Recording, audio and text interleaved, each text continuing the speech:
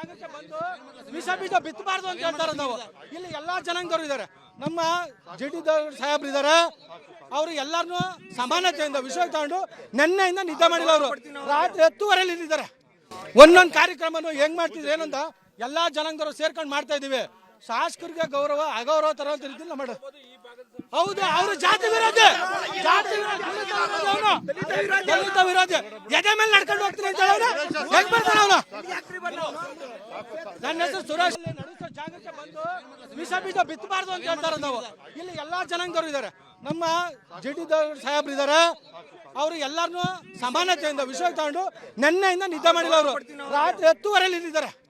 ಒಂದೊಂದು ಕಾರ್ಯಕ್ರಮನು ಹೆಂಗ್ ಮಾಡ್ತಿದ್ರು ಏನಂತ ಎಲ್ಲಾ ಜನಾಂಗದವರು ಸೇರ್ಕೊಂಡು ಮಾಡ್ತಾ ಇದೀವಿ. ಶಾಸಕರಿಗೆ ಗೌರವ ಅಗೌರವ ತರ ಅಂತ ರೀತಿಯಲ್ಲಿ ಮಾಡೋದು. ಹೌದು, ಅವರು ಜಾತಿ ವಿರೋಧಿ, ದಲಿತ ವಿರೋಧಿ, ಎದೆ ಮೇಲೆ ನಡ್ಕೊಂಡು ಹೋಗ್ತೀನಿ ಅಂತ ಹೇಳೋಣ. ಹೆಂಗ್ ಬರ್ತಾನೆ ಅವನು?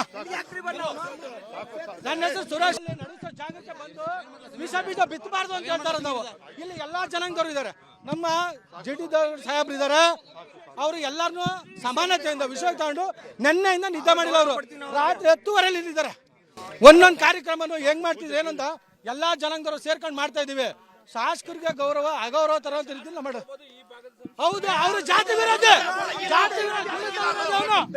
ದಲಿತ ವಿರೋಧಿ, ಎದೆ ಮೇಲೆ ನಡ್ಕೊಂಡು ಹೋಗ್ತೀನಿ ಅಂತ ಹೇಳೋಣ. ಹೆಂಗ್ ಬರ್ತಾನೆ ಅವನು?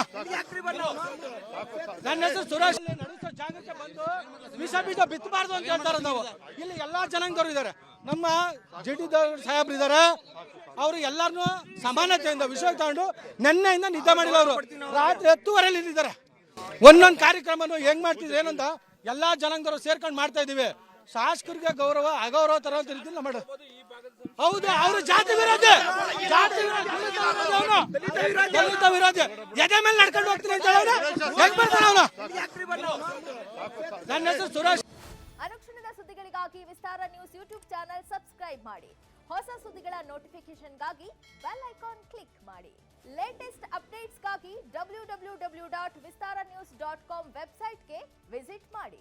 ಅಂಗೈಯಲ್ಲೇ ಜಗತ್ತಿನ ಸುದ್ದಿ ತಿಳಿಯಲು ವಿಸ್ತಾರ ನ್ಯೂಸ್ ಕನ್ನಡ ಆಪ್ ಡೌನ್ಲೋಡ್ ಮಾಡಿ.